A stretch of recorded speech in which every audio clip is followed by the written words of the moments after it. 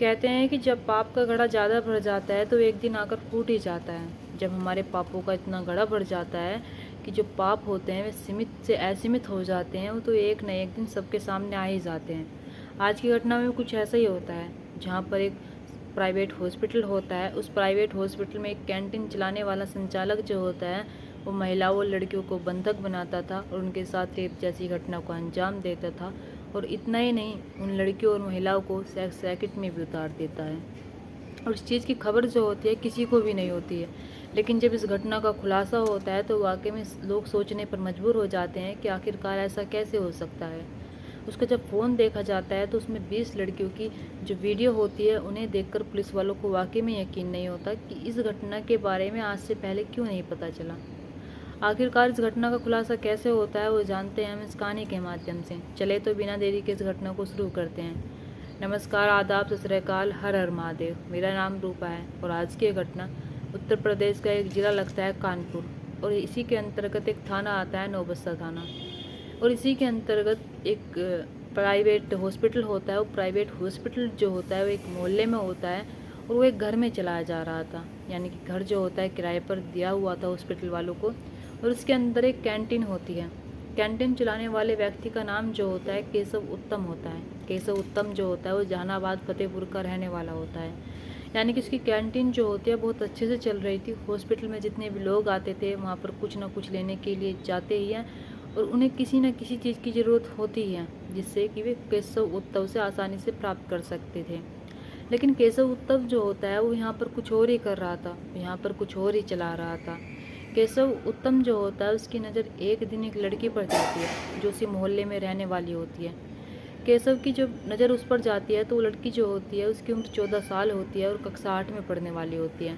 उसे अपने पास बुलाता है और कहता है कि इधर आओ। वो उसके पास जाती है और वो उसे बहाने से अपनी कैंटीन के अंदर ले जाता है। जैसे उसे बहाने से कैंटीन के अंदर ले जाता है तो उसके साथ ज़बरदस्ती करता है, उसके साथ रेप करता है। और इतना ही नहीं, उसकी वीडियो भी बना लेता है। जब वीडियो बनाता है तो उसे धमकी देता है और कहता है कि अगर तुमने किसी को बताया तो देख लेना अंजाम अच्छा नहीं होगा, और ये तुम्हारी जो वीडियो है मेरे पास, मैं सोशल मीडिया पर वायरल कर दूँगा।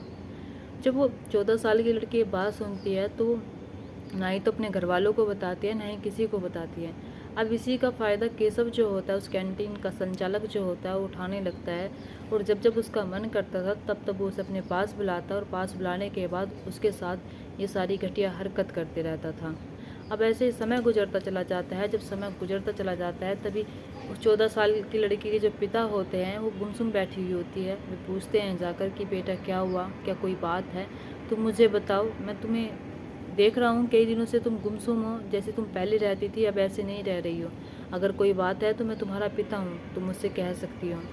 वो 14 साल की लड़की जो होती है वो ये तो नहीं बताती कि पापा वो केशव जो है मेरे साथ बहुत गलत काम कर रहा है, लेकिन वो इतना ज़रूर कह देती है कि पापा केशव जो है मुझे रोज़ छेड़ता है, मुझे अच्छा नहीं लगता है।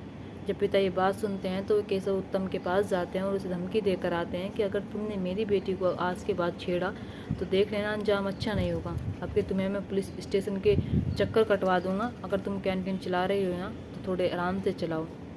लेकिन जब केशव ये बात सुनता है तो उसे लगता है कि शायद उसने नहीं बताया है। वो फिर भी उसके साथ ज़बरदस्ती करने लगता है और फिर भी उसे अपने पास बुलाने लगता है।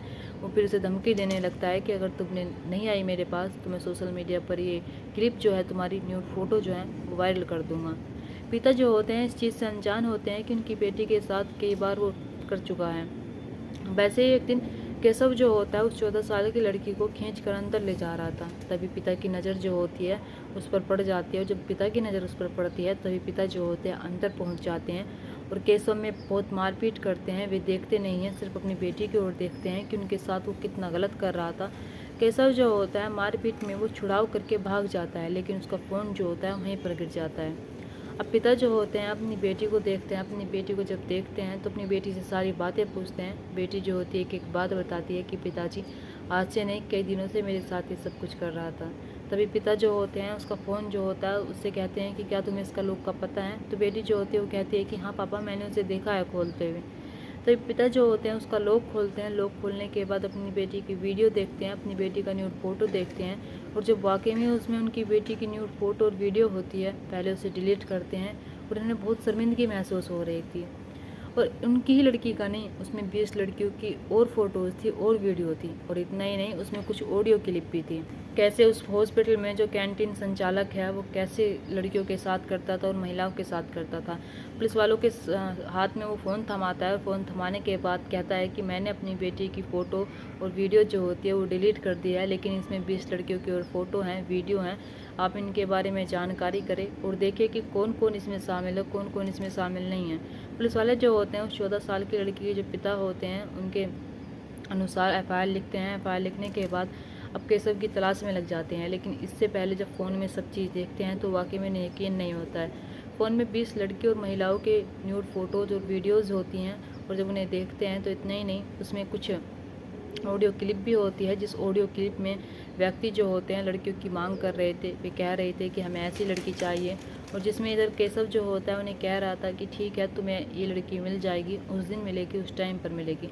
यानी कि केशव जो होता है वो एक सेक्स रैकेट चला रहा था। वो पहले महिलाओं को, लड़कियों को अपने पास बुलाता था, फिर उनके साथ रेप करता था, और फिर उसके बाद वो जो महिलाएं होती हैं और लड़कियां होती हैं उनकी वीडियो बना लेता, फ़ोटोज़ खींच लेता, उन्हें ब्लैकमेल करता कि अगर तुमने किसी को बताया, अगर तुमने मेरी बात नहीं मानी तो देख लेना, मैं तुम्हारी फ़ोटोज़ और वीडियो वायरल कर दूँगा। और ऐसे ही करते करते वो उन महिलाओं और लड़कियों को सेक्स रैकेट में उतार देता है। यानी कि जो जो लोग उससे मांग करते हैं लड़कियों की और महिलाओं की, उनको वो देता था, उनसे पता करता था, उन्हें सही पते और पहचान करवा कर उनके घर या फिर जहाँ भी वे मिलना चाहते थे वहाँ पर पहुँचा देता था। यानी कि इसका काम हो चुका था लड़कियों को ब्लैकमेल करने का। हर दिन उन्हें ब्लैकमेल करता, ना चाहते हुए भी उन्हें मजबूरी में सेक्स रैकेट में उतरना पड़ता था, और लालच देता था, और लालच के साथ साथ उन्हें धमकी भी देता था कि अगर तुमने नहीं किया ऐसा तो देख लेना, तो ये अंजाम अच्छा नहीं होगा। ये महिलाएं जो होती हैं, लड़कियां जो होती हैं, पुलिस का दरवाज़ा नहीं खटखटाती हैं, वे उसकी बातों में आ जाती हैं और उसके कहे अनुसार वे वही काम करने लगती हैं जो जो वो कहता था। यानी कि अगर किसी का भी मन किसी भी लड़की पर आ जाता था, किसी भी महिला पर आ जाता था, तो उन्हें बुलाता, और बुलाने के बाद सारी बात बताता, और जो उन्हें मांगते थे यानी कि उसके कस्टमर होते थे उनको सौंप देता था। अब ऐसे इसका जो काम चल रहा था वो बड़ा ही अच्छा चल रहा था, लेकिन जब 14 साल की लड़की के जो पिता होते हैं वे सबकी कुछ देखते हैं तो वाकई में यकीन नहीं होता है। जब पुलिस वाले हॉस्पिटल जाते हैं, हॉस्पिटल की कैंटीन देखते हैं, तो उसमें कुछ ऐसा तहखाना सा बना हुआ है कि वाकई में जो बाहर चीखने चिल्लाने की आवाज़ जा ही नहीं सकती है। अगर कोई चाहे तो उसकी कैंटीन में आकर उन लड़कियों के साथ ये सब कुछ कर सकता था, बड़ी आसानी से कर सकता था। अब ऐसे जब वो ऑडियो क्लिप सुनी जाती है तो ऑडियो क्लिप सुनने के बाद पुलिस वालों को बहुत गुस्सा आता है, और इतना गुस्सा आता है कि वे सोचने लगते हैं कि एक इंसान ऐसा कितना गिर सकता है।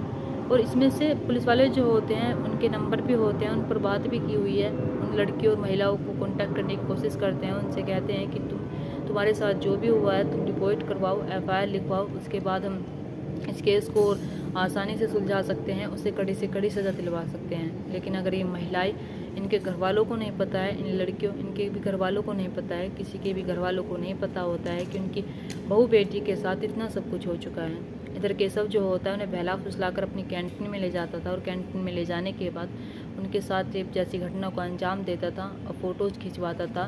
और जब जब उसका मन करता था, जब जब वो जहाँ बुलाने की कोशिश करता था वहीं पर उन लड़कियों और महिलाओं को बुलाता था, चाहे वो अपने साथ हो, चाहे वो किसी की मांग पर उन्हें बुलाता था। यानी कि अगर कोई लड़कियों की या महिलाओं की मांग कर रहा है, चाहे उनके लिए जैसे भी हो, चाहे ऐसे हो चाहे वैसे हो, लड़कियाँ और महिलाएं जो होती हैं, इसके जो ब्लैकमेलिंग का सिस्टम होता है उसमें पूरी तरीके से फंस चुकी थी।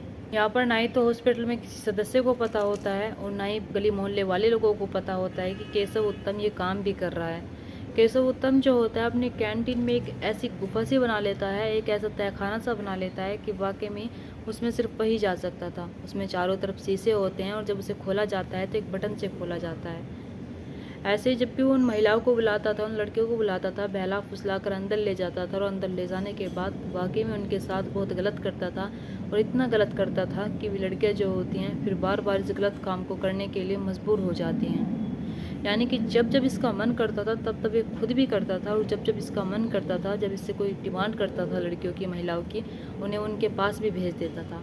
इसका काम जो होता है पैसों के लिए हो रहा था। यानी कि ये ब्लैकमेलिंग का काम जो होता है लड़कियों से पैसे लेता था, महिलाओं से पैसे लेता था और इधर जिनके पास इन्हें भेजता था उनसे पैसे लेता था और कैंटीन से भी कमा रहा था। यानी कि पैसों के लालच में इतना अंधा हो जाता है, सही गलत का फ़ायदा भूल जाता है, सही गलत का मतलब भूल जाता है। इसे पता ही नहीं होता है कि क्या कर रहा है क्या नहीं कर रहा है।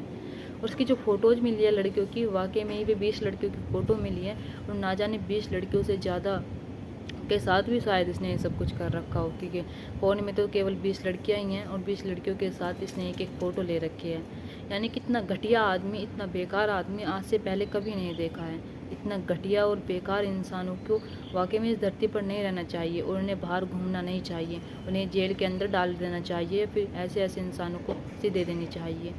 और इन ऐसे ऐसे इंसानों को ना ही बेल होनी चाहिए, इन्हें आजीवन कारावास के लिए डाल देना चाहिए और इन्हें इतना टॉर्चर करना चाहिए कि इन्हें याद आए, इन्हें वो पल याद आए जब भी लड़कियां और महिलाएं जो होती हैं शायद अपनी जाने की भीख मांग रही थी, शायद इसके पैरों में पड़कर कह रही थी कि प्लीज़ हमारी वीडियो डिलीट कर दो, हमारी फ़ोटो ही डिलीट कर दो।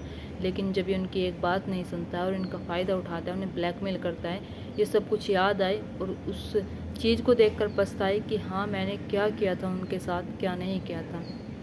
दोस्तों, इस घटना और कहानी को सुनकर आपको क्या लगता है? केशव के एफआईआर भी कर लिया और पोक्सो एक्ट के तहत इस पर धारा भी लगाई गई है, लेकिन केशव जो है इतना गलत काम कर रहा था और यहाँ पर वो एक प्राइवेट हॉस्पिटल में कैंटीन चला रहा था। उस कैंटीन से सही उसका जो खर्चा होता है वो निकल रहा था और बच भी रहे थे, लेकिन वो कोई और रास्ता चुनता है और रास्ता जो चुनता है वाकई में बहुत गलत होता है। अगर उस 14 साल की लड़की के साथ इतना सब कुछ ना हुआ होता, उस 14 साल की लड़की के जो पिता होते हैं वो पुलिस वालों के पास ना जाते, तो वाकई में इस चीज़ का ना ही तो किसी को पता चलता है और ना ही इसका उजागर होता। ये केशव उत्तम जो होता है ना जाने कितनी लड़की और महिलाओं को अपना शिकार बनाता और ना जाने कितनी लड़कियां और महिलाएं इसके हत्थे चढ़ जाती और ना जाने इसके साथ साथ कितने जो लोग हैं वे डिमांड कर रहे थे लड़कियों की, वे मांग रहे थे, लड़कियां मांग रहे थे उस ऑडियो क्लिप में कि हमारा काम हो जाएगा क्या। तो इधर जो केशव होता है वो कहता है कि तुम्हारा काम हो जाएगा, तुम्हारी ये लड़की जो है रेडी है। यानी कि उन्हें फ़ोटोज़ भेजता था और कहता था कि जो भी तुम्हें पसंद है वो तुम डिमांड कर सकते हो, मैं तुम्हारे लिए इनमें से कोई सी भी लड़की अवेलेबल करवा सकता हूँ। यहाँ पर आप इस घटिया आदमी के बारे में क्या कहना चाहेंगे और उस घटना के बारे में क्या कहना चाहेंगे? आप अपनी राय कमेंट बॉक्स में कमेंट करके ज़रूर बताना। दोस्तों, इस घटना और कहानी को सुनाने का मकसद मेरा आपका दिल दुखाना नहीं था, आपको परेशान करना नहीं था, आपको घटना के बारे में बताना था, आपको सचेत करना था। आप अपने परिवार के साथ खुश रहिए। नमस्कार।